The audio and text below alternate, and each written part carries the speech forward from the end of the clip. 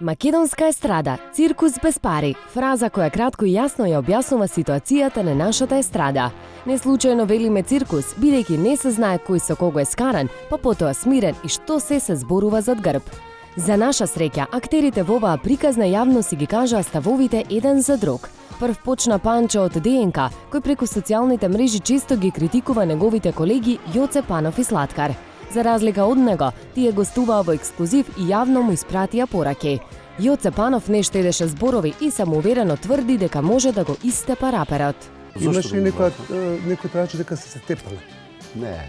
Не му се јави? Не може да се тепа, може само да го трепам. Да. Тепање е овостранно. Да, зашто го направи тоа Панчо? Не, Зошто токму ти? На вистина да стварно не знам. Ете, јас сум му влегол дека во очи. Не знам зошто, можеби дека цело време сум актуелен од кога почнав мојата кариера. Не беше воздржан ниту Слаткар, кој за Панчо изјави: Дека некој да го гледам, што не он баш многу за гледање, за слушање не е ба уопште. Знаеш. После неколку месеци одбивање од страна на Панчо да застане пред камерата на ексклузив, тој на крајот попушти и даде коментар за неговите колеги. Погрешно сте го протумачили, ама после 16 години, оваа ми е 17-та година кариера, ја да доаѓам да зборам за некои други. Добро ќе те прашав тоа, бидејќи многу луѓе преку нашата емисија ти испратија пораки, зборувам за Јоце Панов, поточно за Слаткар. Дали ти имаш порака до нив? Кои се тие? Јоце Панов и Слаткар. Не ги знам, постојат на естрада? Не ги познаваш? Прв пат слушам, али ќе пробам да ги видам.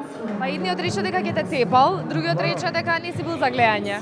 Па, нисум бил за... Па, ја ќе ве видам. Камера ме снима, вајда ме гледа. Леј, тој што рекол дека не сум за гледање, сигурно не се видел сам пред огледало, а тој што рекол дека ќе ме тепа, ја имам настапи, предпоставам сегне из Македонија, знае кај се движам, која сака да дојде, кај сака да дојде во секое време. Али не ги познам и ќе ми биде драго и да ги запознам. Може ќе ви направиме средба во ексклузив. Слободно. Там, гледај, со луѓе што не ги знам и не ги познам, мислам дека и нема потреба да сум на исто ниво и слевел. Предпоставам дека не сум. Добро, ние ќе ве запознаеме, јас ти благодарам уште еднаш. Мала и на вас поздрав да сите. Епа дечки, доста е. Од кога си кажавте се што ви лежеше на душа, јавно ќе ве повикаме да ни гостувате во ексклузив, па да се соочите и тет-а-тет.